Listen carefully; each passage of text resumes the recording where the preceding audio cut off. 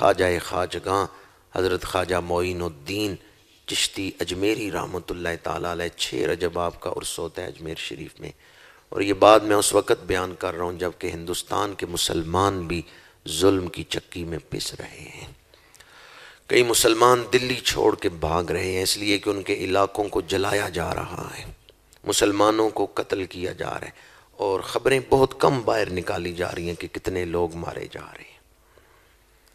آج ایک بار پھر ہم مسجد گلزار مدینہ میں بیٹھ کے ان بزرگوں کی بصیرت اور محنت کو سلام پیش کرتے ہیں جو پاکستان بنا کے ہمیں دے گئے ہیں، جو ہندوؤں کی غلامی سے ہمیں بچا گئے ہیں.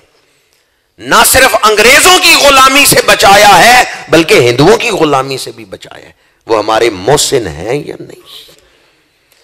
تحریک پاکستان کے دور میں جنہوں نے قربانیاں دی اور یہ آزاد ملک ہمیں دیا ہے، آج اس مسجد میں بیٹھ کے ہم ان کی عظمت کو سلام پیش کرتے ہیں اور دعا کرتے ہیں کہ اللہ ان مشائخ کی قبروں پہ کروڑہا رحمتوں کا نزول فرمائے جنہوں نے یہ آزاد ملک ہمیں بنا کے دیا، ورنہ ہم بھی آج ظلم کی چکی میں پس رہے ہوتے.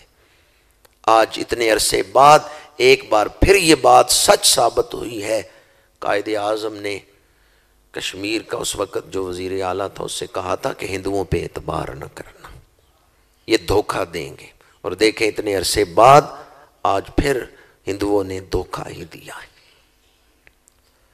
حضرت خواجہ معین الدین چشتی اجمیری جب ہندوستان تشریف لائے تو شودر غریب لوگ تھے، برہمن امیر لوگ تھے. شودر اگر برہمن کے برتن کو ہاتھ لگا لیتا تو اس کے ہاتھ کو ہی کاٹ دیتے، برتن کو توڑ دیتے، کہتے تم پلید ہو، تم نے برتن کو ہاتھ لگایا، برتن پلید ہو گئے.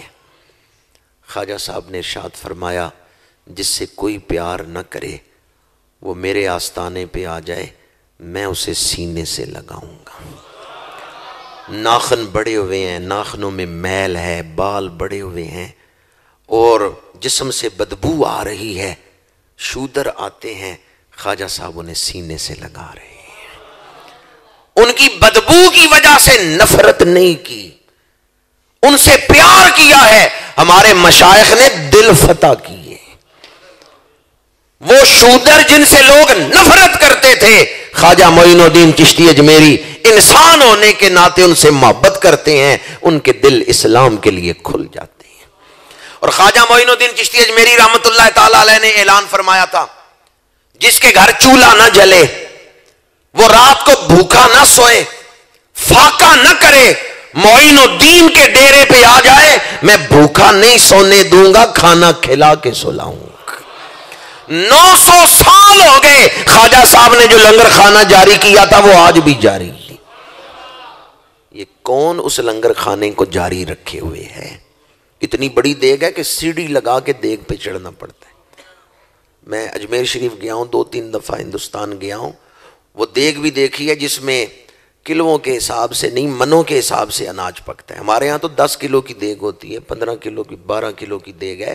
وہاں میں نے دیکھا ہے کہ 40 من کی دیگ، 80 من کی دیگ، سیڑھی لگا کے دیگ پر چڑھتے ہیں جس میں اناج ڈالتے ہیں. ساری رات نیچے وہ 12-14 چولہے انہوں نے جلائے ہیں، وہ ساری رات جلتے رہتے ہیں، صبح تک وہ لنگر تیار ہوتا ہے.